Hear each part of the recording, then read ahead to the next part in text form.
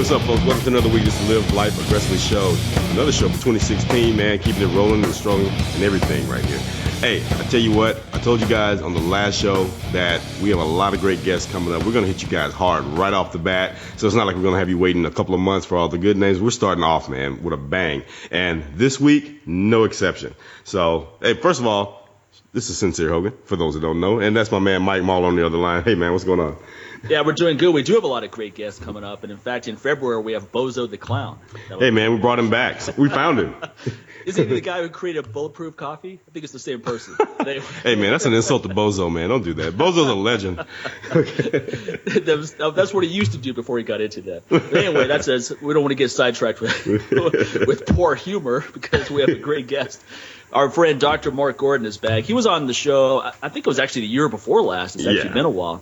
And he's basically a pioneer who has been proliferating the importance of looking at the connection between head trauma and low testosterone and how that contributes to PTSD. And it's a huge contributor to that. So we discussed a lot of that last time, and we're going to get updated on what he's been working on now. But actually, before we started recording, we were having a really interesting conversation about a variety of things. So I want to re-bring those things up because you guys are going to want to hear it. So without further ado, Dr. Mark Gordon, how you doing today? I'm doing great. Always nice to, chat with you too. Yes, awesome. It's always fascinating to talk to you. We were having a great conversation before we started recording. So I just wanted to bring up a few of those topics again. One thing I brought up to you is I'm getting more and more messages from young men who have very low testosterone, talking about guys in their 20s, early 30s, early 40s, where they have abysmal testosterone levels below 300. And this is always really shocking to me when I hear from young men with such issues, because when I was a young man in college, high school, the last thing I thought about was what can I do to increase my testosterone? Exactly. If anything, it was what can I do to lower it? Get some work done. but then as you probe further into a lot of these people, many of them were athletes, Division I athletes, or they played high school football. And obviously there's head trauma there, there's physical contact there. And that made me think about your work and wondering how much of their low testosterone may be contributed to head trauma. Great question, and the history is the key. If you go back to these guys, by the time they get into pro football or semi-pro football, they've gone through Pop Warner, they've gone through all the different stages to get to where they're at. And you're going to tell me they never had any form of head trauma? How about this? When you're pre-walking and you're trying to walk, you're trying to walk and you fall and you hit your head. Or how about I'm trying to learn how to ride a bicycle and I fall, hit my head even though I've got a helmet on. Or I go to amusement park ride, or I'm learning how to roller skate, rollerblade, inline blade, or whatever the activity, rugby, skiing, moguls, water skiing, anything that has a kind of repetitive pounding, or else these minor car accidents that you forget about. Yeah, I was rear-ended at 5 miles an hour, no big deal. Or I rear-ended someone at 15 miles an hour and the airbag exploded in my face, but I'm cool, When you're young, you've got, this tenacity, you've got this this comeback that, I'm Superman, I'm as hard as can be, until the brain says, wait a second, you've traumatized me so much, I'm getting back at you. I'm shutting off your testosterone. Yeah. Now you try to live with quality life. Right. And that's what happens. Yeah, and then, there's all kinds of rear-ended. Yeah, how about amusement parks? At one of the amusement parks I won't name, they've got the Superman ride. You go up 20 stories, and they drop you down, and at the last couple of feet, it stops. Right. And what happens is it pulls on the connection between the brain and the pituitary, called the stalk, and it pulls it, and it can rupture it. Yeah. Right. What about things such as bungee jumping or skydiving? Yeah, right? There's not just snowboarding. Just taking, going up high and hitting hard. Yeah, let's not go to Whistler, right? So yes, bungee, skydiving. I've got a couple of guys from the military who had some hard landings, they call it, right? And they have significant amount of skeletal problems in addition to impressive hormonal deficiencies, not only testosterone, but things like growth hormone, cortisol, thyroid, from disrupting the control mechanism in the brain, which is being missed. And you don't really have to physically, structurally damage these areas. All you need to do is set up a little fire called inflammation in the brain. Right. Every time we do something like, what is that? Rule number 28, you can't get sideswiped playing football. That's for a very good reason, because if you get hit on the side like T-boned in your car, it creates such damage to the area of the brain called temporal that it affects your vision, your memory, it affects your word skills, personality. Frontal, like you get your head-on collision or rear-ended, your head goes thrown forward and back, and you don't hit anything in the car, but you damage the frontal lobe of the brain, which leads to Alzheimer's-like symptoms, dementia kind of symptoms. And another area that we're totally missing is toxicity in our environment. Right. That was the other thing I wanted to talk to you about, because we were talking about that too, how there's so much toxicity in the environment. Endocrine disruptors, estrogen-type chemicals. Correct. So that's another huge factor, right, in low testosterone and hormonal issues in general. Right, and here I live in the San Fernando Valley, and they've got this gas leak that's been going on for a year, if not longer, 2 or 3. People are getting sick. We've got the BCPs, ABDs, XYZs in our soil. The plastic that we use, don't use soft plastic, use hard plastic. No, don't use any plastic, use glass. Only buy things in glass. I've got 3 daughters. 2 of them are docs. One of them is naturopathic, and she says, Pop, get all the plastic out of the house. Get all the plastic bags out of the house. Get all the glutens out of the house, because it's, killing your gut, so the gut-brain connection there. So I say my daughter Allison was at home this weekend, and my cupboards went naked because of all the toxins she found in there. Yeah. So I'm eating peanuts, and she said, aflatoxin, liver damage. Your cortisol is going to go so high. That's right. Cortisol is going to go up. That's where the balance is right? It's like if you worry about, you don't want to be in denial, right? You want to act proactively, but at the same time, if you worry about it too much, then that might be another problem. Right there. Worry causes hormonal deficiency. Also, from stressing out, cortisol comes up, and it can affect your thyroid production, which affects brain functioning. So stressing out is not a good thing. It destroys nerves, and there are natural things like pantothenic acid, wild bee, pollen or bee pollen is very good. Pantothenic acid, 450 milligrams, helps to bring the cortisol down. But we need cortisol to run our body, as I was sharing with you earlier. Yeah. You can lose your testosterone, have low testosterone, and still live. Well, you live with depression. No sense. You can still breathe. You can still breathe. Okay, you can still function. You're still breathing, right? And on the other side, you get a cortisol deficiency or Addison's disease, and you die. Right. Right. So the body has a system called the pregnenolone steal syndrome, where it can steal DHEA and pregnenolone and progesterone and make cortisol to at least keep you living. And in stealing the DHEA, you lose testosterone and the benefit of DHEA, which stimulates growth hormone, increases myelin in the brain, helps as antidepressant, stops inflammation or diminishes inflammation in the brain through a chemical called interleukin-6, protects the heart, ischemic heart disease, which no one talks about. It's in the literature. You go to Google Scholar and you put IDH, ischemic or IHD, ischemic heart disease, and DHEA-S, and you get 600, 700 articles in the relationship between androgens and heart disease. Yeah. You have deficiency and you have problems. Yeah. No, that's one of the things people don't realize is how important testosterone is for heart health. Yes. Tons of testosterone receptors in the heart. Right. So high blood pressure. I think I even read this article talking about how when someone has high blood pressure, their testosterone is always way lower than it should be, or rather that it could be. So low testosterone, high blood pressure. It's not inverse relationship. Yeah. It's all about optimal, and what's optimal for me is going to be different for the two of you. Right. And for everybody out there. And that's why our program and our protocol is so well appreciated, for the fact that we have individualized treatment. We don't have a rubber stamp.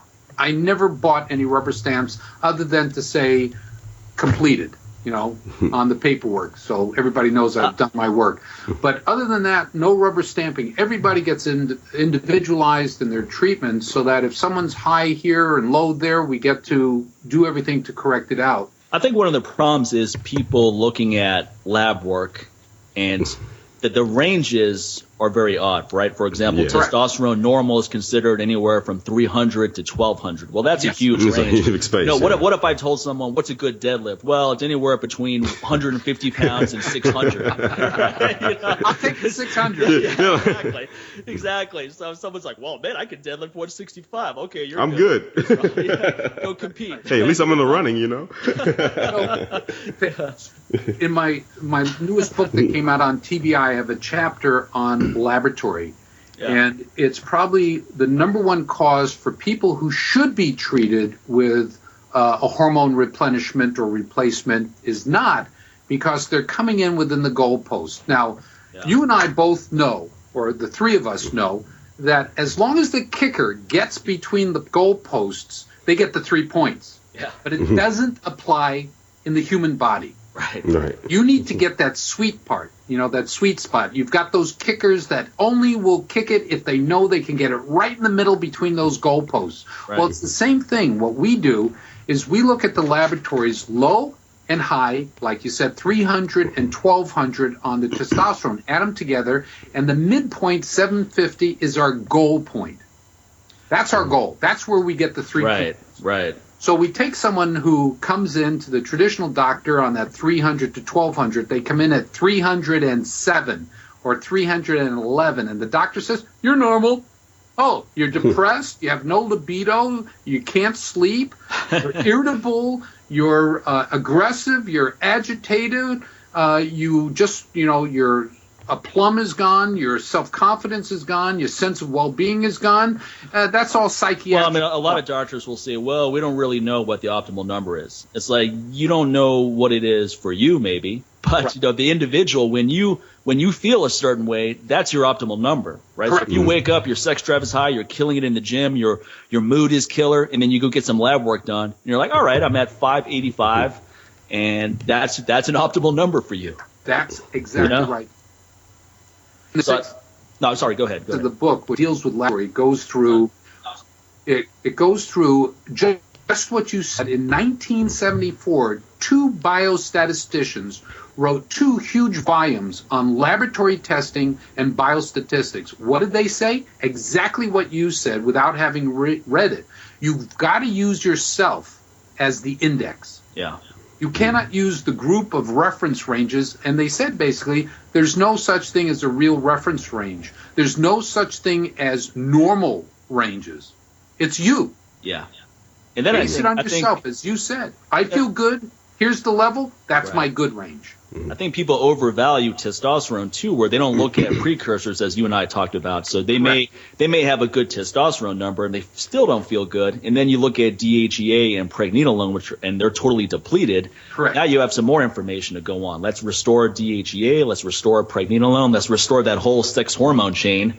Right. And now you're going to get all the benefits. And that's it. What I see a lot in the office are guys coming in on testosterone. And they're saying, I've been going to my regular doc, or I've been going to this clinic type of setting, and I felt good at the beginning. Now I don't feel so well. We run the blood work, and we see that they've suppressed their DHEA, and they've suppressed their pregnenolone, their allopregnenolone. They've suppressed it, and that they are precursors to 9 to 11, 11 to 14 different chemicals in the brain that gives us our sense of well-being, our aplomb, our assertiveness, our aggressive balance. Things rolling off our back, so we're not reactive. We're calm. Right. I mean, we were talking about how there's this study that shows a correlation between optimal DHEA and being courageous. Yes. If your DHEA is really depleted, you're that person who's just nervous all the time. You're agitated all the time. You don't handle stress well. The meal doesn't show up on time at the restaurant. You throw a fit. So 2-year-old syndrome is what it should be called, huh? Yeah. So if you're a drama queen, male or female, hey, it's time to get that DHEA checked out. Well, another issue is I don't give testosterone to people less than 40. The reason is that you can shut down your own production as well as stop your sperm production, and then I'm stuck with, your ability to procreate. So I volunteer my services. Rarely have I had it picked up, but it took you a while to get that. I just didn't want to have that image. Thank you very much. Thank you for your service. So what we've been doing has been using clomiphene citrate, Clomid, which is used in the bodybuilding arena for restarting the system, either HCG or Clomid. And Clomid is a fertility drug for women, which is now gleaning an incredible amount of scientific support that it is phenomenal for males with hypogonadism and low testosterone and erectile dysfunction. Yeah. We're in the third year of a 3-year study on Clomid for all our less than 40s, and we're getting levels. Like I've got February of last year on Dr. Drew's show with Mike Catherwood. What's that? Yeah, Mike was on there too. You referred me to him. Thank you again. Oh yeah, that's right. It was a little interesting. We'll talk about it off. I bet it was. Those guys are characters. They're fun, especially Mike. Yeah. He's got energy. That man, it's like my 5-year-old daughter.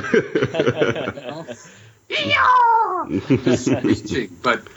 It was great vibes there. Anyway, Jordan Cordova was on the show, and his original testosterone levels were like 2.9 for free, and maybe total was 197. Wow. And on Clomid, it goes up to 13.99 and total to 801. Yeah, that's huge. Unbelievable. And so we've been monitoring 151 guys right now. We just added another 3 or 4. Can you stay on Clomid indefinitely, or is it something you use for, let's say, 8 to 12 weeks as a jump start? Well, how do most doctors dispense Clomid? Daily. Yeah. Well, we, in our 3 years, we're starting third year, we found a pattern of Clomid use of 50 milligrams that is low dose with an incredible spike that lasts. So instead of a daily dosing of 12.5 or 25, we use a 50 every third day. I see. So they take one, don't take it for 2 days, take one, don't take it for 2 days. So a box of 30 lasts them about 3 months. And at the end of that 3 months, before they're out, we do a blood test. And we get these results that are just spectacular. And then if you stop, they'll drop down, but some of the people will keep on going because you've turned on the system. Yeah.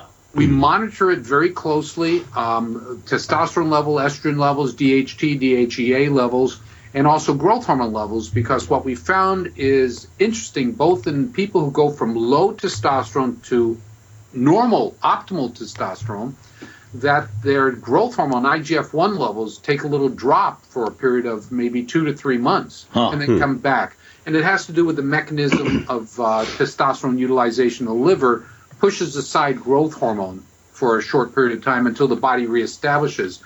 But haven't had any problems with it. But Clomid is phenomenal. Now, do you have men over 40? Why not have just everyone use this, including men over 40? Well, I wasn't going to get into that, but now that you've asked, yes, we do have people that are given the option of, after I give them the documents, the science that's been done. A new article just came out a few months ago. Email me and I'll send it to you, where they said how safe Clomid is in men with low testosterone, and you get a bonus, not a boner, you get a bonus. Which is a bonus. Well, that is a bonus.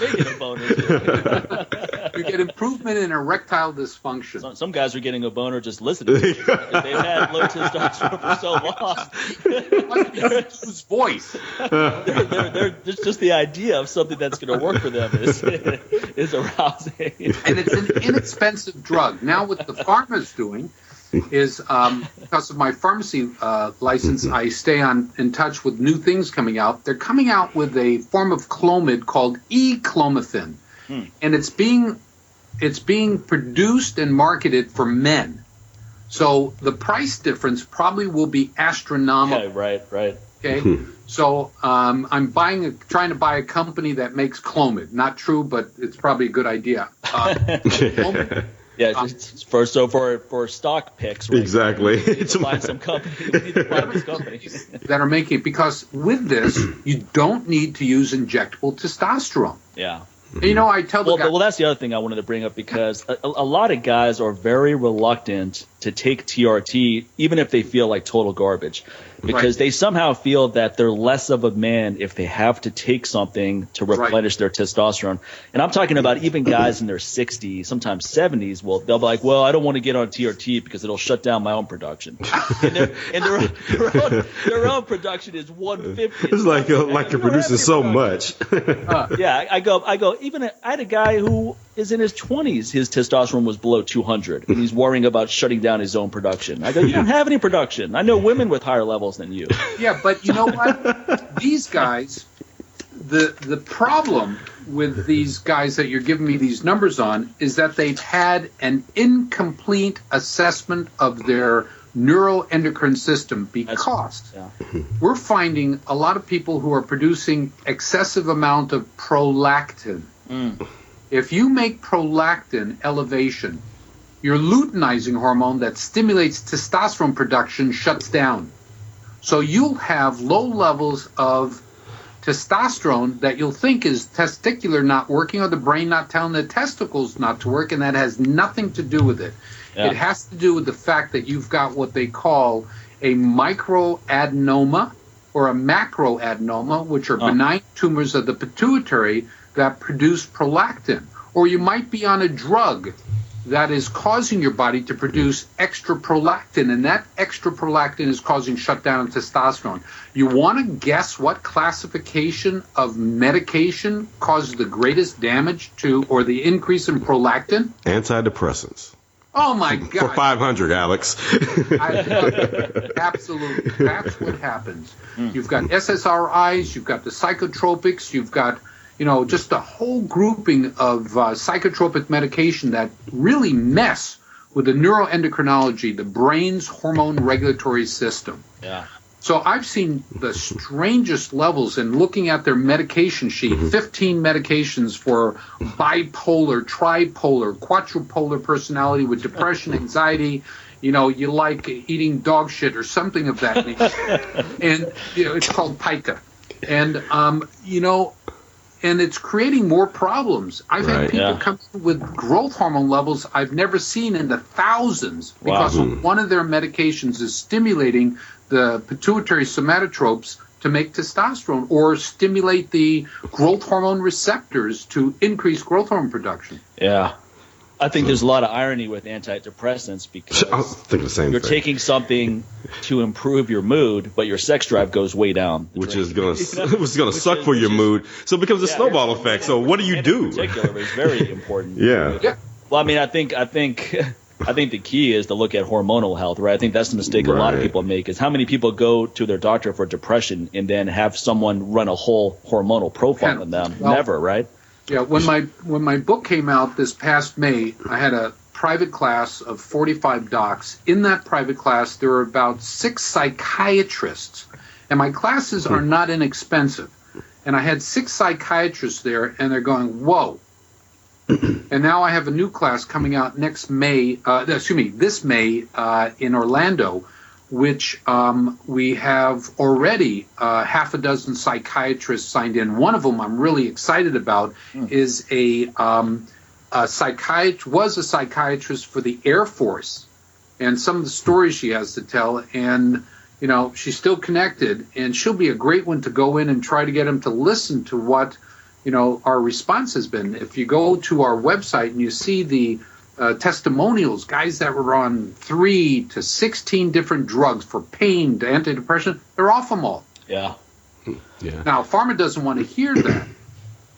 Yeah. Well, they never want to hear anything that's actually useful. Well, yeah, even right now, like right now, I noticed there's a big push. There's a group out, I think they're in California, and I ran across these guys on Instagram, and they're actually, they're veterans as well, and they're trying to push for the Veterans Administration to actually make it legal, to actually approve legalized marijuana, because so many vets or actually all the drugs and everything else that the VA has been giving them, whatever, is just like pushing a lot of these guys to suicide, and it's not really helping them. But once these guys started doing marijuana treatments, when they started getting medicinal marijuana, it's just been like night and day. It's been like a 180, and these guys are coping, they're functioning, and so they're really trying to push that, and now they're getting so much pushback from the VA. It's like, no, we're not doing this. So they got this organization called Weed for Warriors. I've been kind of following these guys, and hopefully, we'll probably get them on the show as well to talk about this. But I want to know, what do you think about that as well?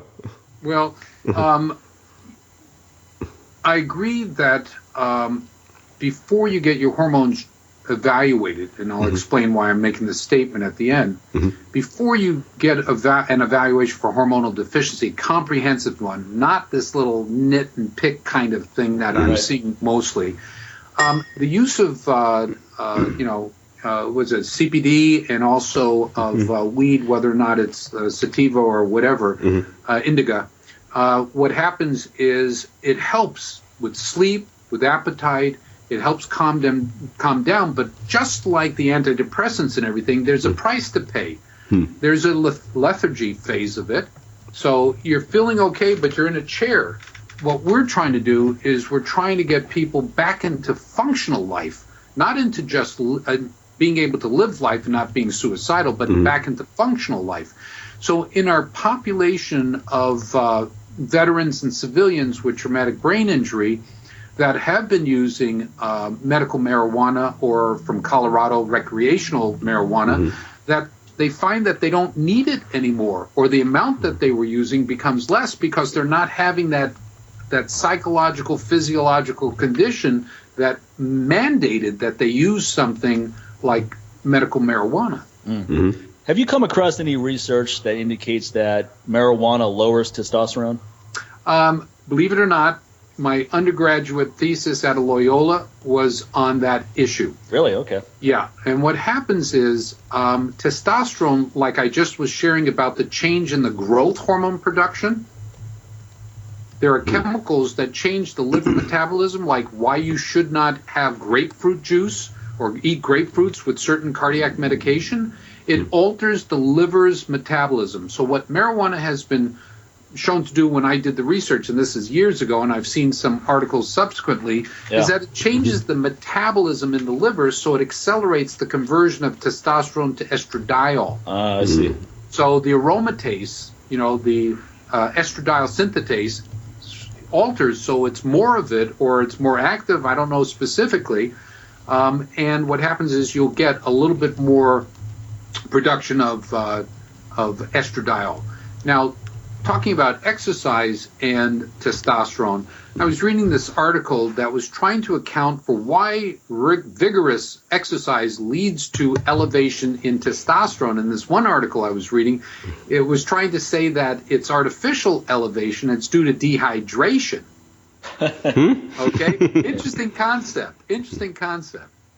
Okay. I mean, if that's true, I'll just skip water. Exactly. All I gotta do is dehydrate myself. Yeah, that's right. I live in the desert. So why am I drinking water? But I think the reality probably will be, and this is supposition because I don't have the facts in front of me and I don't like talking supposition, is probably because of good physical activity, you get good circulation, you get good circulation, you get good tissue perfusion of oxygen, nutrients, and removal of junk, and the passage of whatever the hormones are. So there might be something, and I just haven't had time to look at that. Plus, you would have more androgen receptor uptake with physical exercise, right? You're activating those androgens. Correct. Uptake testosterone and so forth. And also, why is it that you exercise and, you spend 2 hours in the gym? I do, maybe a half an hour, 45 minutes of bike treadmill, and then I'll go and lift for a short time, an hour or something. And, I'm famished. I go early in the morning, so I'm famished the whole day that I'm exercising, and I can eat the leg off of anybody I see. Redhead's best. But the issue is that why does that happen? Why does that happen? So we'll pause on that. Now, why do they tell diabetics to get a better handle on their insulin, to get better handle on their blood sugar, exercise? Yeah. And the reason is that muscles, as you increase the metabolism, you get this absorption and this removal from the circulation more efficiently of sugar. Yep. So if you're diabetic, you can drop your sugar and therefore your insulin or medication requirements. Yeah. If you're, without diabetes like myself, you need to feed yourself better. So I have got to switch to 5 meals a day as opposed to 1 meal a day. And that 1 meal after exercising is after the gym, I'm eating all day. Right. Now, do you find that you're actually hungry immediately after training, or does it kick in an hour? About an hour later, yeah. About an hour later. Yeah, that's my point. Yeah, same here. About an hour later. And I think if you survey people, it's, someplace between 45 minutes and an hour, because that's when you start depleting your vascular glycogen, muscular glycogen, and vascular glucose. Yeah. You start tapping into it, and you switch on gluconeogenesis. Cortisol drops down. If cortisol's up, you can't switch over very well. Yeah. Or else if cortisol's up, you can. I take that back. So it pushes gluconeogenesis. I see. So, to make sugar. Glucagon changes, Right. So, that's why I find that I can endure better in the gym when I would drink a company that I won't name, who I'm mad at, pissed off really, because they stopped this product that saved my ass in the gym. It would give me fructose, it was dextran, maltodextran, and glucose with a little protein and high vitamin in a low-density product. So it was closer to water than it was to, a protein shake. So you can go in the gym and get the benefits of the nutrients instead of having, that stuff goo or have honey or something. We used to use honey for the swim team. But it was great stuff, and it would allow me to go from a half an hour to an hour and a half in the gym. And you would drink this during your workout? I would drink it during the workout.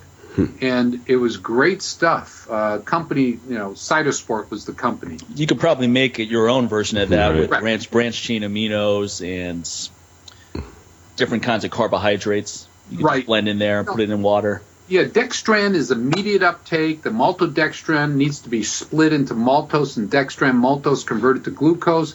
And then the fructose gets converted from a 5-sugar to a 6-sugar glucose. And you get the benefit of a delayed action. So you've got short, intermediate, and long-acting sugars. So you have reserve. Yeah. But the thing is, carving up, after you work, a good carving of healthy carbs after your workout, so you reestablish your glycogen stores. That's why, if you exercise 5 days a week, usually by the 4th day, you're feeling a little punk. Yeah. Not unless your testosterone's optimal. But I always find that if I'm going to work out in the morning, what I have for dinner the day before is critical for that workout to be good. Like if it's a low-carb meal, I'm not going to have a lot of energy that morning workout. It has to be a good amount of nutrition so that I'm going into that training locked and loaded, ready to go. Yeah, so what are you using as your carb source at night? I mean, I eat a vegan diet, so there's a lot of carbohydrates. Exactly. The last thing I have to worry about is how to get more carbs in my diet. There's a lot of that. I eat a lot of legumes. There's carbs there. I eat sweet potato, fruits, vegetables, you name it. Nuts and seeds have carbohydrates. So getting a lot of carbs is not an issue. Just combining legumes with nuts and seeds, and then sometimes I actually do really well with jasmine white rice as opposed to brown rice and other things. I metabolize those a lot better. Yeah, it's more my go-to. For some reason, just brown rice doesn't do it for me, man. But I don't know why. And the texture, too. It's just like eating rubber, for one thing. But I love jasmine rice. Cause more gut issues as well. Yeah, I mean, you end up feeling like you're about to have a rice baby after you have one, man. Are you doing much with quinoa? My daughter, Allison, came home and said, "Okay, I don't do very well with quinoa. I think I don't either. I think just that carb and fat combination that it has is just a little too much for my gut. Oh, okay. She makes a salad, which is really neat, with the quinoa, some parsley leaves, some kale, throws in some almonds and some craisins, and one other thing, raisins. Oh, tomatoes, those little baby tomatoes cut in quarters or cut in half, thrown in there. You mix it up with oil vinaigrette. Really, balsamic vinaigrette. Really good. Really good. I find apple cider vinegar in my pre-workout or even in my workout water is a nice plus. Yeah. That definitely gives a boost. Well, believe it or not, there's Allison took home some of that apple cider vinegar, unfiltered. It has to be unfiltered. Right. You filter it, and you take out all the good stuff. Right. So, believe it or not, there's a vinegar called DCA, dichloroacetic acid, which is 2 chlorines on acetic acid. It's vinegar, which is anti-cancer. Oh. And at the University of Alberta, Canada, Dr. Michalopoulos is doing research, I think 7 years right now, and it deals with colon cancer, lung cancer, breast cancer, and brain cancer. And they had on television a short vignette, I think it was like 15 minutes, and he was talking about it nonchalantly, not pushing it out there, saying very cautiously with it, but showing results that were just mind-blowing, where they had animals that they had given a multitude of human cancers by injecting them with the cancer cells, and then 2 cents a day in their water of this DCA. And in 3 weeks, 75% reduction in the cancer. No side effects. Wow. Dichloroacetic acid. And you go online to YouTube, put in Alberta, for Alberta, Canada, where he's at, and DCA, and you get all these news flashes and news programs talking about it, and he's talking about his research, takes you through the lab and so forth, but he's not hyping it. He's really downplaying it, which I respect. Most docs would be going, oh, this is the miracle cure. He says we're cautious on the benefits, but he's showing results. Yeah, he's trying not to go out like Dr. Oz. He's not trying to, where he's like, oh, there's all these big results, blah, blah. Then a year later, it's getting shut down by the FDA, and they're like, hey, you got to stop saying that. So I'm surprised Dr. Oz is still on the. I am too. I'm like, brilliant. Has he not lost his license by now? Like, why is he still practicing? Well, brilliant man. I felt for him when he was pulled in front of Congress, and the Congresswoman really ripped him through. He had some fiduciary responsibilities, but it's unfortunate. That was a different kind of rear ending. Yeah, without a glove. Which could be very traumatic to the brain. That might explain the low T levels he experienced after that. Well, I don't watch his show, and I hope that I just got an email to submit something for them. I'd love to go on to the show and talk about TBI, but my response 2 years ago from them was, we don't think this is a topic for our program. Yeah, it's useful. That's why. Exactly. Oh, you mean a useful topic instead of talking about another fat loss diet? Exactly. Yeah. Well, I'd love to not cut my throat in terms of hopefully he'll see the results we're having and see the utility of having us on there to get the word out. Yeah. I can't pay him for it. Right.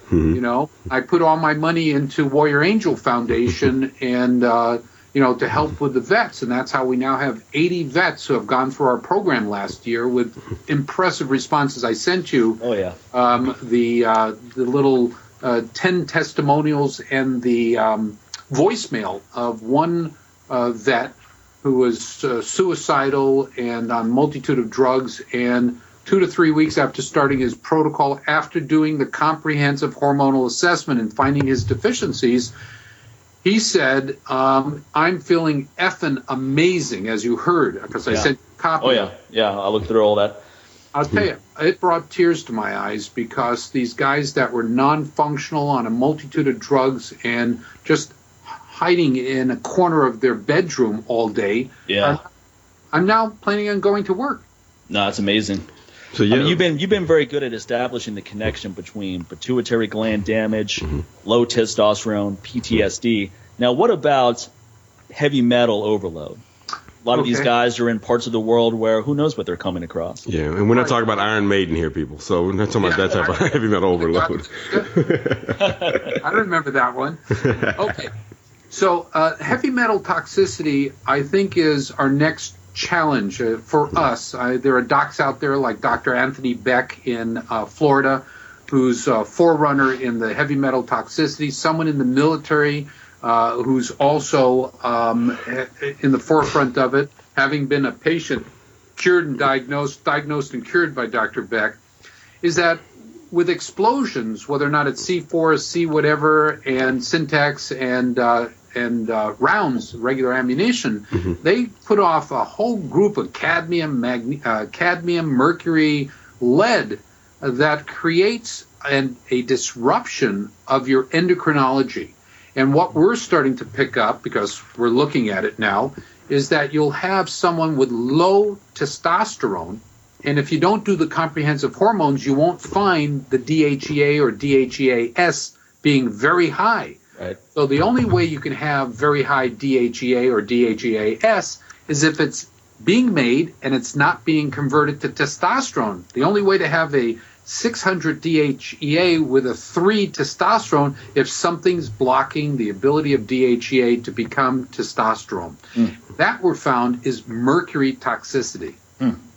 And we're finding, as I was sharing earlier, one of my close colleagues in Florida, Orlando, Florida, Dr. Edwin Lee, who you might consider having on the show to talk about the environmental toxins that are causing endocrine dysfunction. Right. They're endocrine disrupting chemistry in our all around us, from the plastics to the to the drinks to the contaminants and everything that's out there. Well, I mean, you see more and more guys with bitch tits and asses like overweight women. Yep. This is becoming pretty. I mean, I often joke about this, but at the same time, it's very alarming how prevalent it is. I could go to the Las Vegas Strip right after this show and sit down with a notepad and see 30 guys that fit that description within an hour. Are you in Las Vegas? Yeah. Okay. I'll be there on Thursday. Really? Are you coming in to do a lecture, or what are you coming in for? I'm coming in. One of my patients is part of a very notable band. And so I'm going you'll have to tell me off air. I'll tell you, going into the band to make faces at him while he's playing. Oh, he's doing a show this Thursday? They've been there for a month, the month of January. The gentleman is very well known. And, this is a resident act here in Las Vegas, huh? No, he was just brought in for a month. It's not like Santana, who's was resident at the. So raiding the Rock Vault then must be. Yeah. We'll talk I live here, man. I'll put it together fast. You figured out. I've seen that show. All I'll say is at the Venetian. Okay, that Rock of Ages. Boom. What else could it be? It's not. What else is over there? Tim McGraw? It's not that. And it's my birthday, so I'm going to go. Oh, great. Yeah, Wow. so I'm going to go to play my favorite game, craps. Put my MIT training to work. It's a good thing your T levels are optimal. Otherwise, that can be demoralizing when you lose your whole bankroll. I'm going to supercharge myself. Now, what's interesting about heavy metals, I've been reading Suzanne Summers' latest book on heavy metal poisoning and excess heavy metals and so forth, and she interviews a wide variety of doctors and experts on the topic. And one thing that I found particularly interesting is how if you have excess heavy metal exposure, you can develop symptoms that are very similar to Parkinson-type symptoms. Yep. And my dad was diagnosed with Parkinson's recently, and it made me think of him immediately because he is a total hoarder. The house is a total mess where they live. Who knows what kind of molds and toxins and so forth are in there and have been there for years, decades. And he would definitely be someone who should go get tested for excess heavy metals and then go through the therapy if necessary. Because my understanding of Parkinson's is that it's not a test you do like a blood test and like, okay, you have Parkinson's. It's more based on symptoms that you talk about, tremors, etc., whatever the lists are for Parkinson's. I'm not too familiar. But apparently they're very similar to a lot of the symptoms that you can have if exposed to heavy metals, molds, etc. Correct. And that's because what happens in Parkinson's is there's a part of the brain that makes dopamine, substantia nigra. Right. That dopamine is dropped. And dopamine drops. And that's how you develop the flat affect. You're not interactive with the world. The pill rolling, the shuffling feet, the mental obtundation, the mental dulling. And believe it or not, a doctor by the name of Christian J. Pike at USC, where I've hung out for the past 17 years, C.J. Pike has written an incredible group of almost 300 articles on Alzheimer's disease and androgens. And there are some articles on Parkinson's and androgens. So in reading a lot of his literature, which just excited me because of what it had to say, I would treat my Parkinson's patients with, after they were tested and found to be deficient in testosterone DHEA, with testosterone in 48 hours, they'd get better. And that's because testosterone upregulates dopamine. Right. Now, there's no directed test for dopamine deficiency in the brain. You can use urine metabolites, but there is a test called prolactin. Prolactin, if it's very high, can indicate, if there's no pituitary tumor, can indicate a low level of dopamine. Right. Dopamine regulates prolactin. So if dopamine is deficient in the brain and you've got symptoms of Parkinson's, you should have an elevation in your production of prolactin. Yeah. Dopamine is called the prolactin inhibiting factor. So with good levels of dopamine, your prolactin will be low. Yeah, I mean, Mucuna prurines, which is in my T2 booster and it's in your GH booster, that's very effective at lowering prolactin, right? And they're upregulating dopamine and dopamine receptor uptake, et cetera. It's 30% weight per volume of L-DOPA in it. Right. And that's why, we use dopamine in blast trauma with guys who have flat affect or apathy. Yeah. You put them on 100 milligrams of a product called amantadine hydrochloride, which increases the production of dopamine, and you see their energy level go, mental energy goes up 100 milligrams or 200 milligrams a day. I've got a guy in, in Utah who came into California to become a patient who had a severe head trauma and a flat affect, and within 2 weeks, after years of being on traditional medicine, within 2 weeks, he's now communicating, talking, cognitive, because of the use of amantadine with replacement of DHEA and testosterone. And the analogy I frequently use talking about hormone replacement or replenishment is really the term I like using. Yeah. Because you're not replacing anything, you're replenishing, which means to bring back to the level that it should be. Now, that's an argument in and of itself. What should it be? The level. Yeah, and that's gonna vary for each person, right? That's right. Yeah. What it should be for you.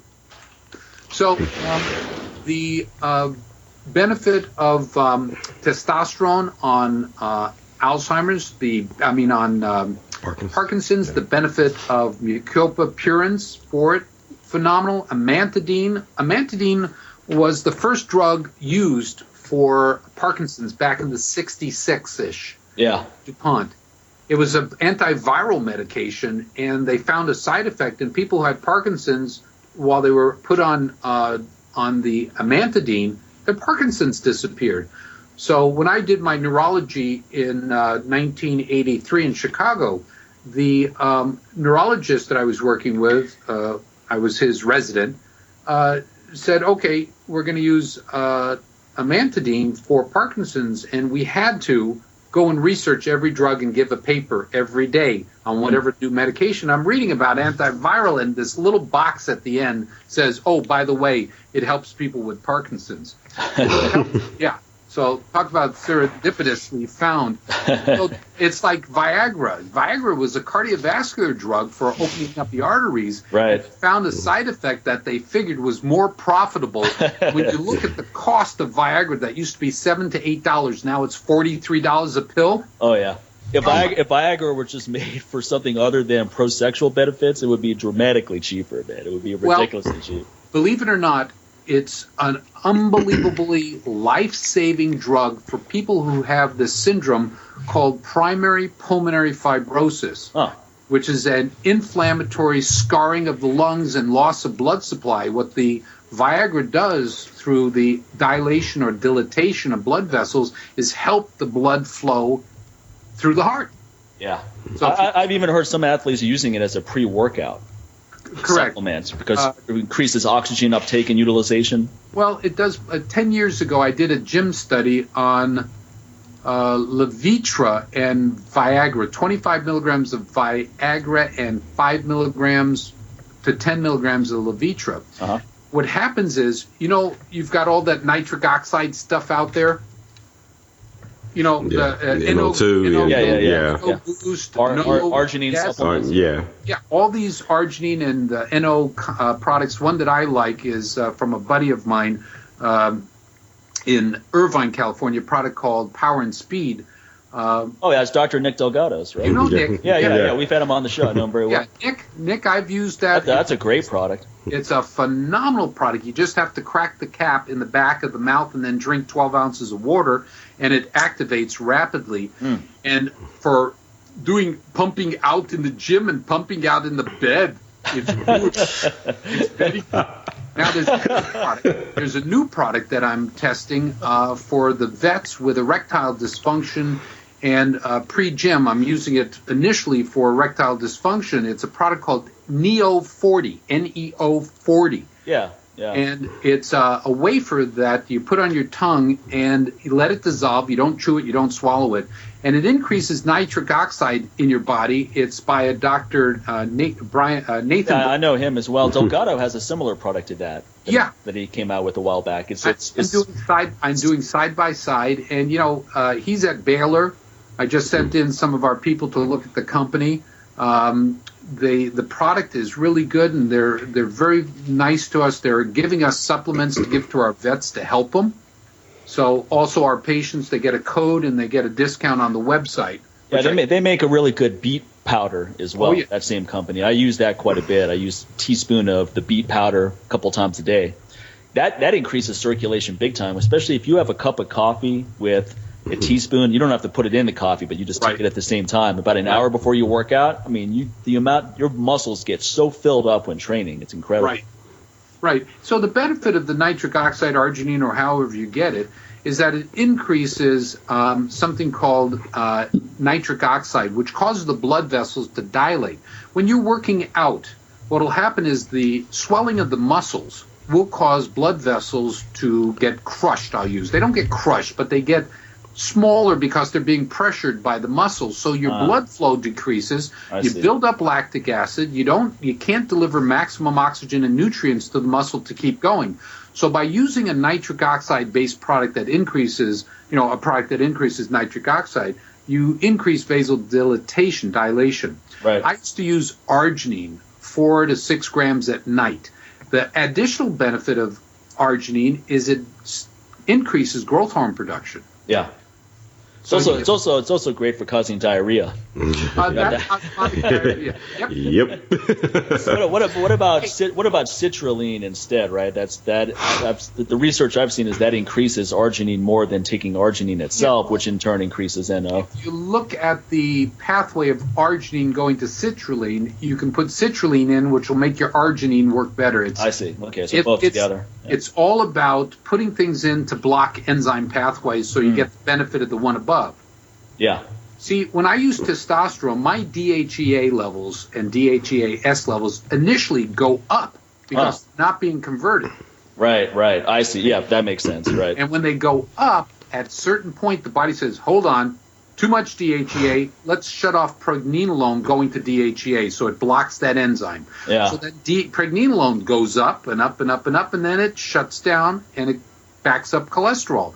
That's why people who are on testosterone of whatever form, source, or kind, you can have a intermittent elevation in cholesterol, and hopefully you have a doctor that understands this mechanism, and cholesterol doesn't cause heart disease. If it did, then please explain why 50% of the people with heart attacks have low or normal levels of cholesterol. Right. No, I agree completely. Yeah. I mean, my testosterone booster, one of the ingredients works by increasing conversion of cholesterol into testosterone. So sometimes people get a blood test done at the 4-week mark and their cholesterol is elevated. But if you look at the ratio between HDL and LDL, that's usually perfect. But at the same time, they often panic at the increase in total cholesterol. Oh, yeah. And I go, this is a process where that's going to convert into testosterone. If you look at it at the 8-week mark, it's now normalized again.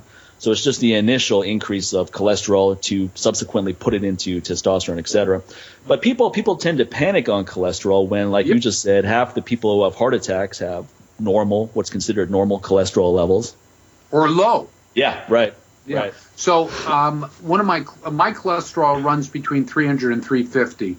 Well, one of my closest which many would panic at. Yeah, they were just like, oh my God. Right. And my closest bud, he's 10 years older than I am, and his cholesterol was 140, 150. He was a test pilot for the Air Force.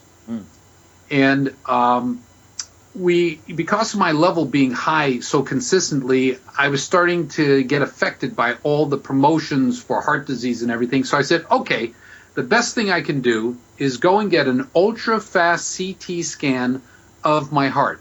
Well, my radiology center down below said we can do whole body. So I did the whole body.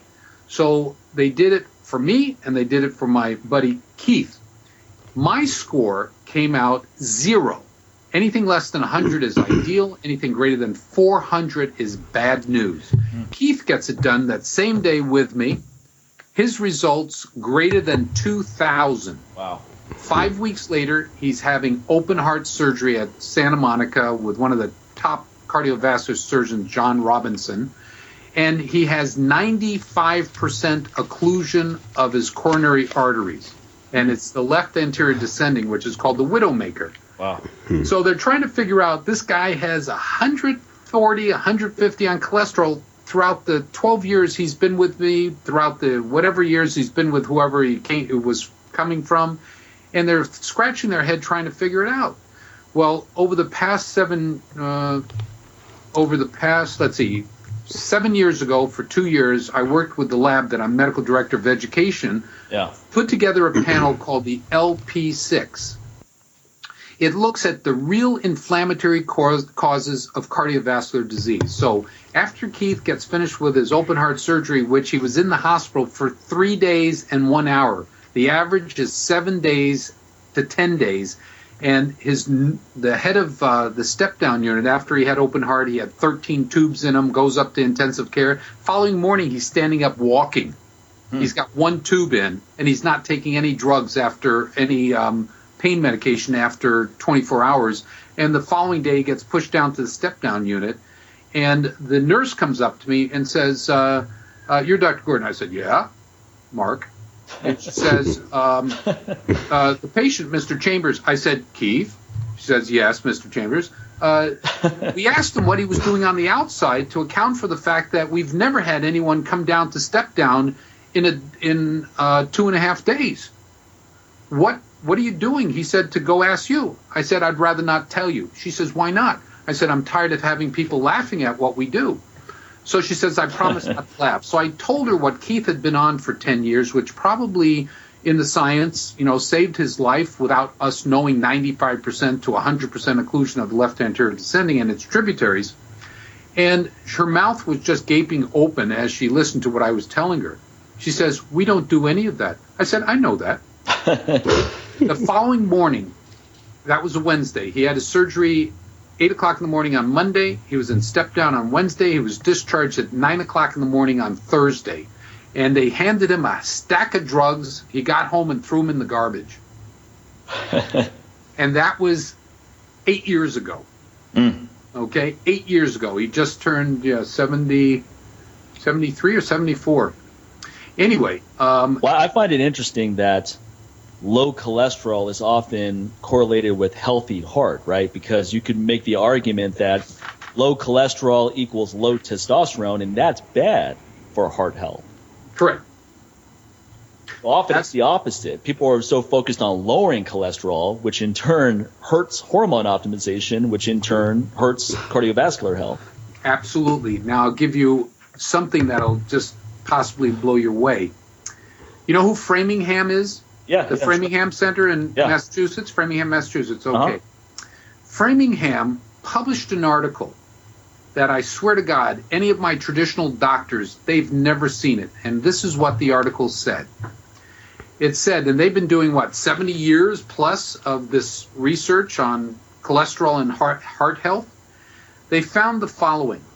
When you compared the group of people with cholesterol less than 200 to the people with cholesterol of 280 to 340, you found the people with the lower level had a higher occurrence of dementia and Alzheimer's disease. Right, I read that. Yeah. You read that? Yes, I did. I remember that.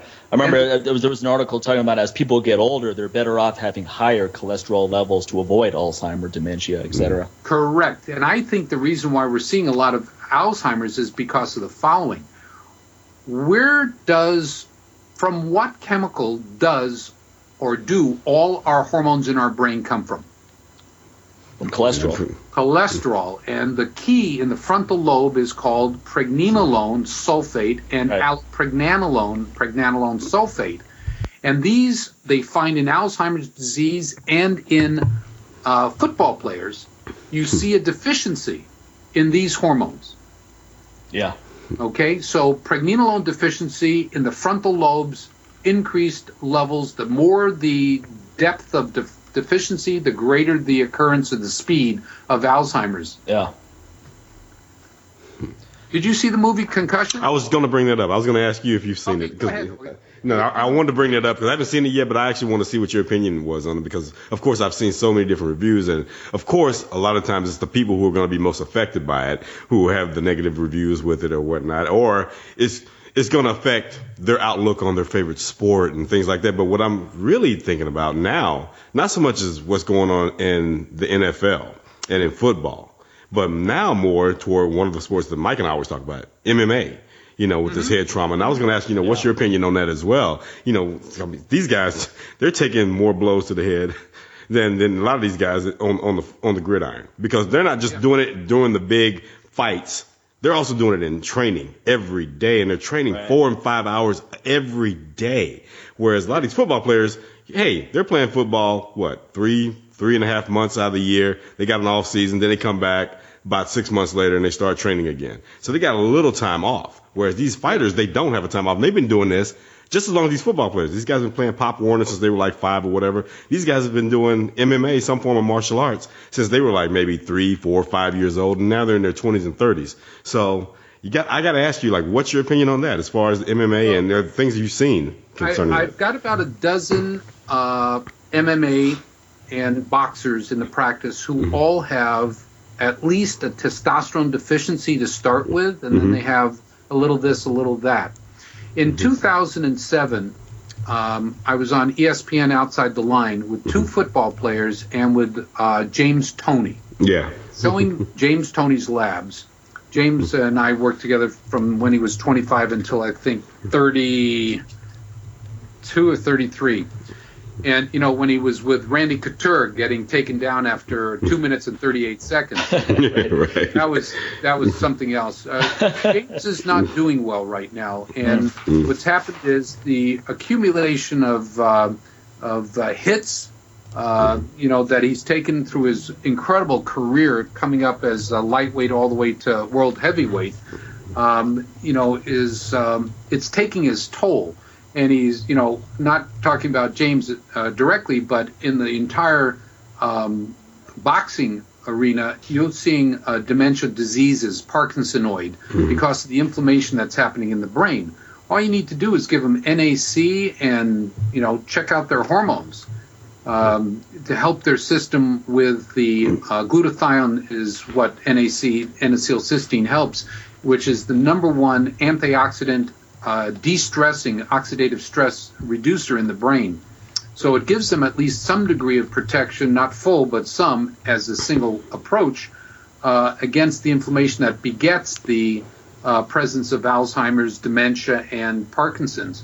So any sport that has a component of head jarring, head butting, to and fro, coup counter coup, rotation, lateral spin, whatever, are at risk of developing a progression to a dementia of the Alzheimer's type, which is called DAT, is what they're using. Instead of calling it dementia, Alzheimer's, it's dementia of the Alzheimer's type, because they found that, and this is an NFL study, they found that people in the NFL, players in the NFL, who have had at least one major head trauma, they're 19 times more likely to develop Alzheimer's or a dementia disease than the average population between 35 and 50 years of age. So when you start having statistics come out like this, how can you deny that in concussion they talk about CTE being the end result of the repetitive head traumas, regardless of where it came from?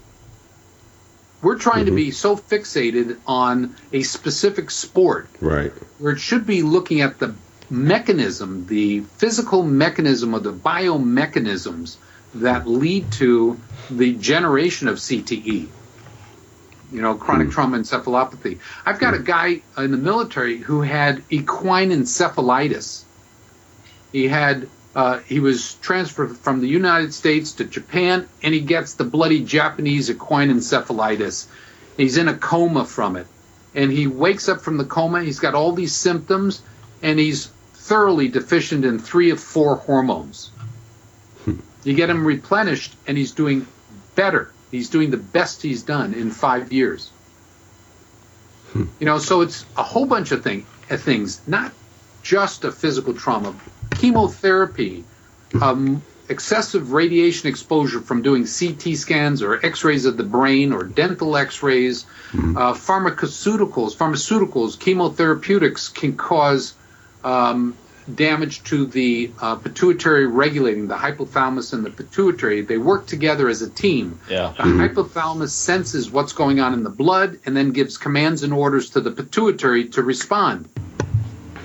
The dental x-rays is always a scam, right? Every time I walk in the dentist's office, like, let's do some x-rays. I go, well, I'm a grown man. What difference is there going to be in my jaw or my teeth at this point? Like every 3 months, I need to. And I always try. I haven't gotten dental x-rays for probably 10 years because I rather deal with whatever the problem is than just get that constant exposure to my brain. Right. Every time I walk in there. I will tell you, I have family members who are dentists, and what I hear from them is that the technology for the Panavision, which is the Panarex or Panavision, which takes the full mouth with the sweeping arm, it's all digital now. And because it's digital, it's a lot less radiation than the old film ones. So when you do get dental x-rays, you say, is this a digital x-ray unit or is it the old school, film? Well, once they put that chest guard on you, you know it isn't. Well, they do that by law. You have to protect your heart and your gonads. All right. Unless you don't care and say, I'm going tough on this. Like, hey, don't hurt my gonads. That's right. Leave your hands off of them. So.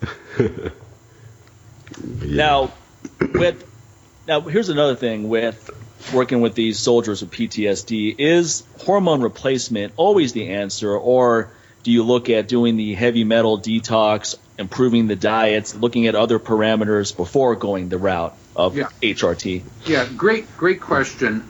We take it in a phase. Diet is very important because there is a relationship between gut and brain. Right. So if the brain's chemistry is off, like vitamin D is off, or growth hormone, which is important for absorption of amino acids from the gut, if there's a disruption in gut-brain, then you have to fix both of them at the same time. So correcting the hormones and addressing the gut, correcting the hormones can only be corrected if you know if there's a heavy metal toxicity. So we try to get as much data points as we can so we can address the possibilities of HMT, heavy metal toxicity. And what we've been using to pick up is this discrepancy between the level of DHEA, DHEAS, and testosterone. So that's been a key factor. Also looking at some things like cortisol. Also listening to their history very closely about, I was in close quarter training for 6 months and I was shooting off 500 rounds a day in a closed quarter, and no, I didn't have a breather. Now, because of one of the guys in special ops, they're now wearing, when they're doing close quarters, they're wearing a face protector to protect them from cadmium, from lead, and from mercury. So at least something is starting in the military to get that done. I was in Fort Bragg, and I was on what they call the catwalk on these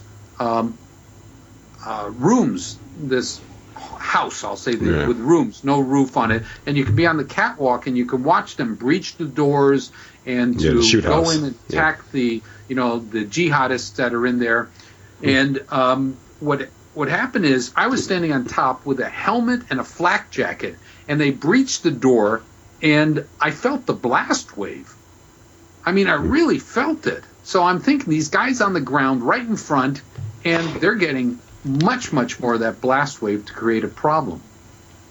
So they're also getting much, much more of the heavy metals into their system. Yeah. And there's my index case in Fort Bragg. We're monitoring through Dr. Anthony Beck. We're monitoring his heavy metals. And you see when he's home stateside and he's wearing the protection for the contamination, his levels of heavy metals on detox improve, and then he gets deployed and he comes back and the levels will back up. You know, is there certain supplements that can help with that, such as increasing selenium uptake? Yeah, selenium's very good. There's lemon water. There's schwitzing in saunas, eucalyptus saunas, hot Russian rock baths, as long as the blonde comes in and rubs it down. Oh no, I've been to some of those saunas in Germany, and some of those co-ed ones will definitely lower testosterone. Oh, really? Okay. Let's just say that Brazilian wax is not a trend out there yet. It's an American. Yeah, you go to the Japanese Tokyo ones, and it's a hiring of testosterone for sure. So the heavy metal is very important. Any kind of trauma needs to be looked at, not downplayed and said, I didn't lose consciousness. And that's the biggest fallacy. Guys come in here and said, Doc, I didn't put anything down for head traumas because they really didn't do anything to me. Yeah, right. Said, you wouldn't be here with the testosterone of an 80-year-old. Right. Nothing to you. I always laugh when someone emails me and says, look, my diet's perfect, I'm training, but this is my testosterone level. I go, nothing's perfect in your life with a level that low. That's right. It's like, who are you kidding? One guy's like, I tried your T booster, I did everything correctly, and my diet was on point, my training was good, I didn't notice any benefits. I'm like, okay, well, look, let's take my T booster out of the equation. You should have noticed benefits just from the nutrition and proper training regimen. Right. So you didn't have any forward progress at all? I train hard for 8 weeks. I have forward progress. Whoa. Yeah, and, these guys, because they're so young, they think that it can't happen to me.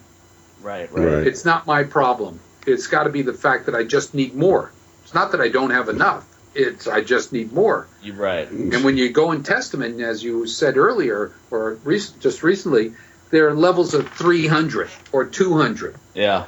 How do you get to 200 unless you've suppressed yourself by taking, some kind of androgen, shooting yourself up with testosterone or with Deco or Anavar or Winstrol or whatever's out there, Tripulin or what have you. Yeah. Shut down your own production, and therefore, if you use these things and then go to a doc and get your levels, of course they're going to find it low because you've just whacked your system. A lot of times people are dishonest about that as well. Yeah. They're 25 and they have androgen levels of a 90-year-old. It's like, have you ever taken any anabolics? Oh, no. Never. What about, or sometimes they don't realize that they have without, for example, they took pro-hormones when they were legal, and some of them still are legal, a lot of the pro-hormones, and those can be very suppressive, especially when taken for long periods of time. So a lot of times people take it and they're like, oh, wow, I'm getting such great results, I'm not going to cycle off, so they take it, they stay on for a year. And they whack their system. You can shut down things permanently. Yes, absolutely. So anyway, what's on the horizon is this year we're going to be doing some fundraisers for the vets. We've got a couple of projects to go out and meet with congressmen in Montana, which has 103,000 veterans. 15% of all the veterans find Montana as a place to retire in, and that's why the highest amount of suicides are happening in Montana. So getting, hopefully by mid-year, I'll be there to start training docs in our protocols, and to get more doctors involved in what we're doing, because I'm a loner. Yeah, we've got 45 docs that we trained in May, but they're not all seeing patients while they're training, so to speak. They're doing their practice runs. And you're the only one I see out there front and center actually speaking about these things too. Right. I don't see any doctors besides you being interviewed on these topics or proliferating info like you are.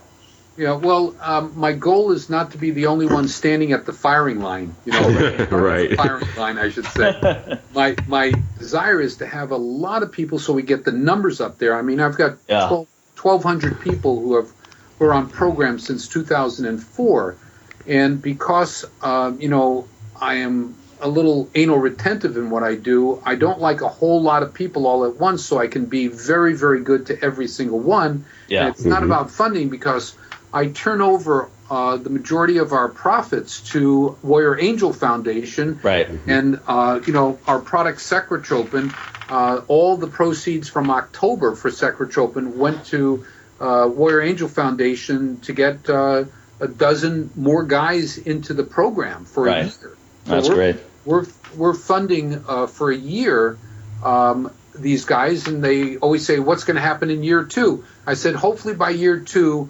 Someone will recognize us and give us some funding so we can take care of year 2, which is almost half the price. And year 3 is almost half the price of that. So some big corporate funders would be very useful. Oh, yeah. For Warrior Angels, yeah.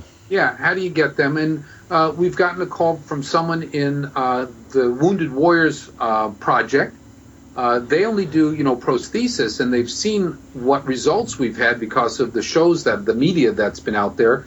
And we've talked to them. They haven't done medical. And I said, you guys, let me teach you how to do the medicals. They got last year, or in 2014, I think they got like $238 million. And they spent that year about $30 million for prosthesis and people to get therapy and so forth, which was great. What Warrior Angel Foundation, for every dollar, they spend 85 cents on treatment or on evaluation. They only keep 15% for operational fees. Yeah. And, looking across the board at the organizations that monitor charitable organizations, you can go and look and see who's gotten dinged because they are only putting a small amount of their money back. Well, a lot of times the president has a $500,000 salary. Exactly. The top 5 people are all making 6 figures. High 6 figures. Maybe I should try becoming president. I mean, nonprofit is very profitable. Very profitable. Yeah, they should have them donate the money to some charity.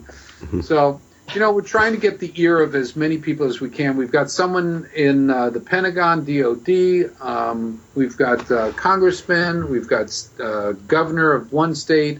They're listening, and that's good. And we've got in North Carolina, we've got a handful. I wonder if the UFC would be a good sponsor. That would be great to get anybody. Yeah, because I remember they sponsored the Intrepid Fund, and they did that before, exactly. A while back. So, and they definitely, like I said, we were just talking about the fighters, who are pretty much probably going through all this right now. They probably don't even know it.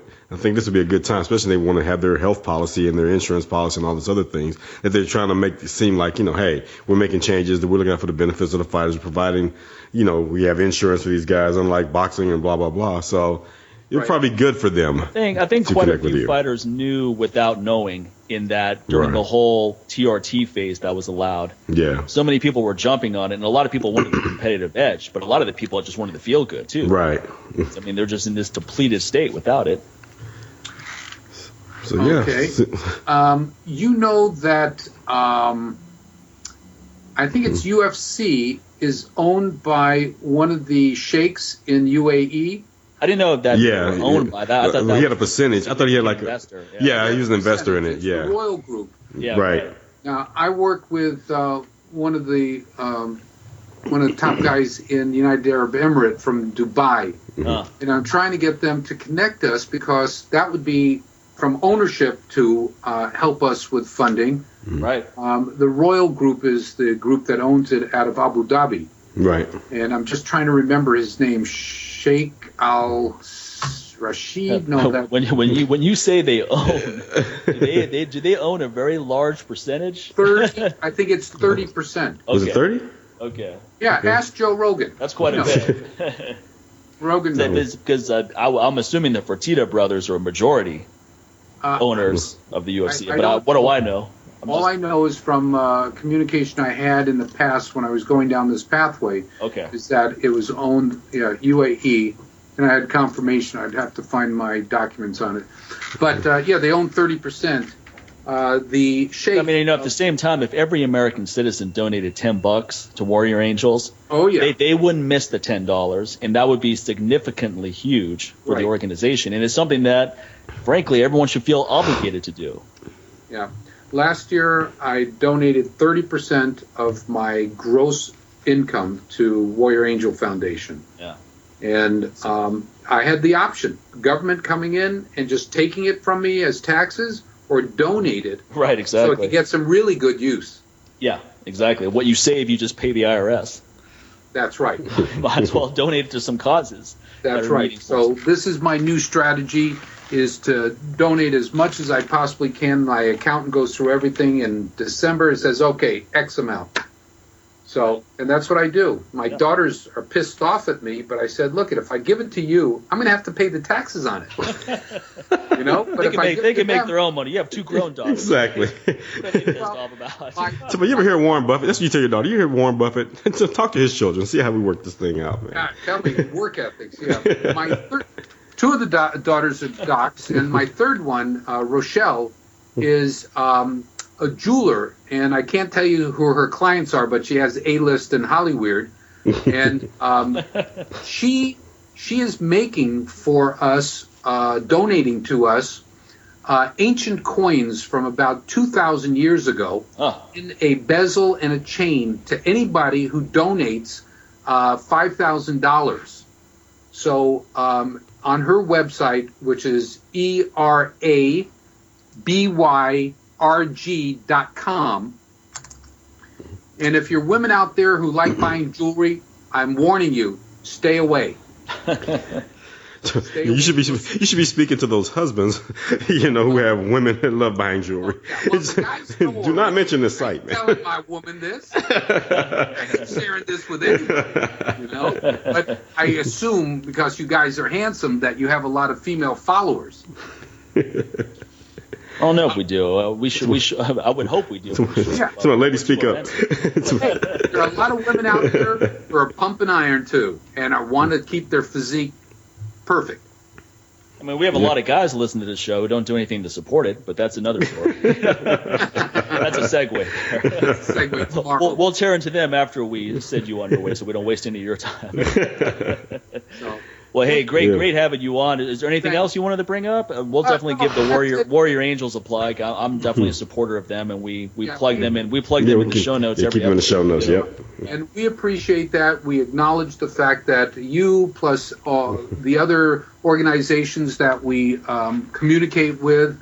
Our goal is to get out there into social media, to get out there into the media, to let people know who might be suffering from a traumatic brain injury, whether or not as a civilian origin or military origin, that there's incredible hope, and we have lots of science behind what we're doing, as well as lots of real people who have gone through our program, who are on our program, who are back living life the way that we all anticipated it should be. Right. And in March of this year, Life Extension Magazine will have an issue. The March issue will be interviews with our military and civilians who have gone through the program, talking to them about their pre-injury, their injury, their post-injury immediate care, and what happened when they came onto our program, our protocols, and how they responded. And I think for people who want validation and testimonials and support of anything that I might say, since you don't know me, I understand. Don't listen to me. Listen to all the guys and gals who have been on the protocol and have responded. Go and watch, I posted the original program that we did back 2 years ago. It's on my website.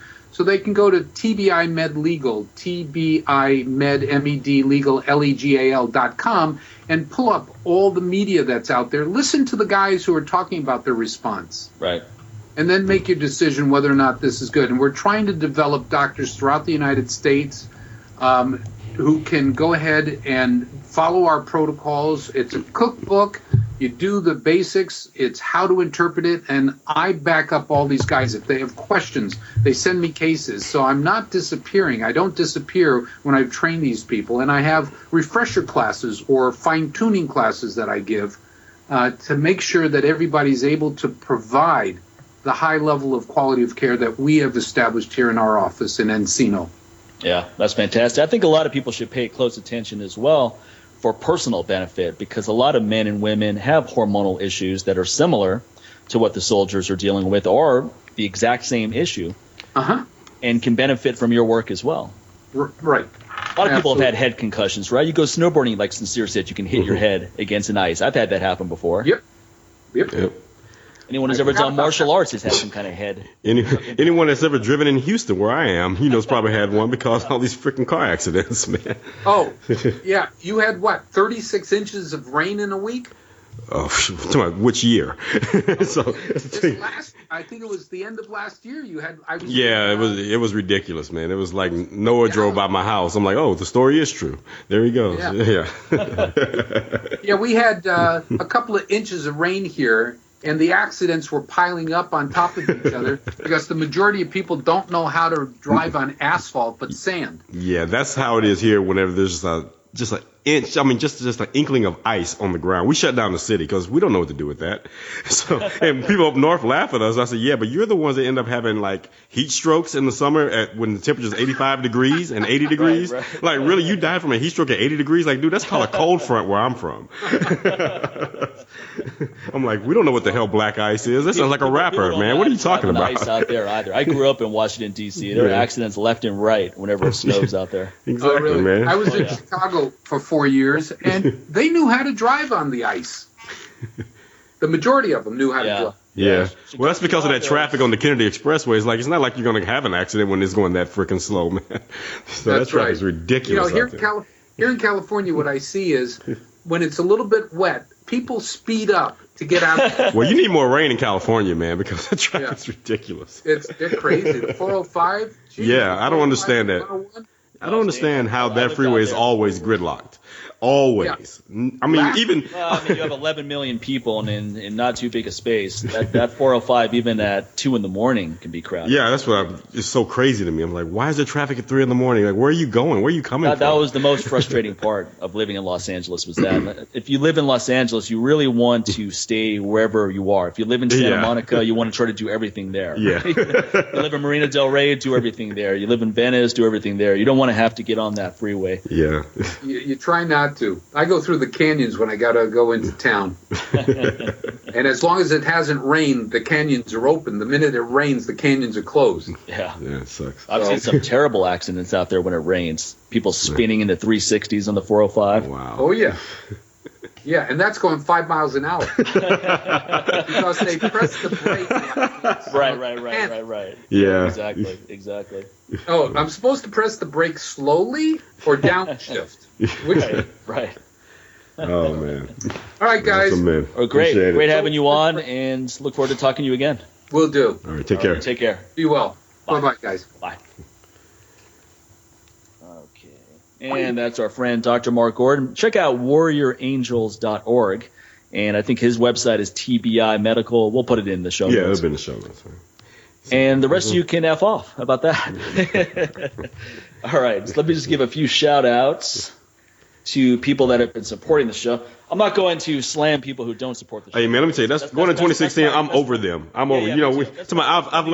I've left them in 2015. Okay. Well, I mean, I don't want to focus on negative, right? Let's focus. I mean, the time we spend on that could be spent giving more shout-outs to people that are supporting the show. So on that note, let's see. We got Alan Levy in the UK, Dr. Julio Garcia, who was a guest on our show a couple episodes ago. He's been one of my long-term customers. Gregory Allman, Sean Hummer, Dean Fraser out of Scotland. We got Jeff Boyd, James Davis, Tony Ong, Durya Lee, and William Green have all been using that coupon code LLA to get 10% off the best nutrition supplements out there. I'm sorry about that. Oh, no problem. I was trying to mute myself here. Oh, man. And also, man, Also, want to give a shout out to James Ricketts and Bobby Adair as well, using that coupon code and supporting the show, supporting us, as well as everyone that's gone on Patreon and continue to support us there on a monthly basis by heading over to patreon.com/LLA podcast and go over there, become a supporter on a monthly basis. And in that box, you can throw a 0 behind that 1, or you can start off with $5 a month, man. All that really does help. So don't sit there thinking, oh, man, I mean, $5 is not enough. I wish I could give more. I'll wait until I can, give like 10 or 15 bucks. I said, nah, man, go ahead. Throw that 5 in there. That all helps. And we appreciate that. Trust me, we appreciate that. So head over to Patreon. And also another thing you could do is also go out on social media and go to iTunes and go to Stitcher. Leave a review. Share the episodes with all your followers out there. Let them know about the show. All those things help us, and we appreciate each and every one of you that continue to support us on a monthly, daily, weekly basis. So I don't think that we don't appreciate you. So appreciate it. We're also looking at getting some sponsors on the show, just companies that we support. And one, they're not even a sponsor yet, but this is going to be the second week I plug them, is Super Seeds, who make gourmet pumpkin seeds. And I just tried one of their new flavors, which is Cocoa Joe. And this is about as good as it sounds. It actually has premium cocoa, coffee in it. 7 grams of protein, 6 grams of carbs, 12 grams of good fats. This stuff's incredible. Nice. I mean, forget about these crappy protein bars people buy. It's just garbage. Yeah. Those are the equivalent of a Snickers bar. Buy this. You're getting real food. Keep it in your glove compartment in case you have an emergency. Just keep it around for whenever you need a healthy snack. These guys make great products, so I really want to get them to come on the show at some point as a sponsor. We're making a list of companies that we use and like, and at some point we'll start targeting them and getting a few of them on. And then that way we don't have to ask you guys to support the show anymore. Hey, I'm still going to ask. No. so yeah, no shame in my game. Then it's all about, hey, just download the show. We'll take care of the rest. Exactly. Awesome, folks. So that's going to wrap it up for this week. We'll catch each and every one of you the next time around. All right. Take care, everybody. Take care, everyone.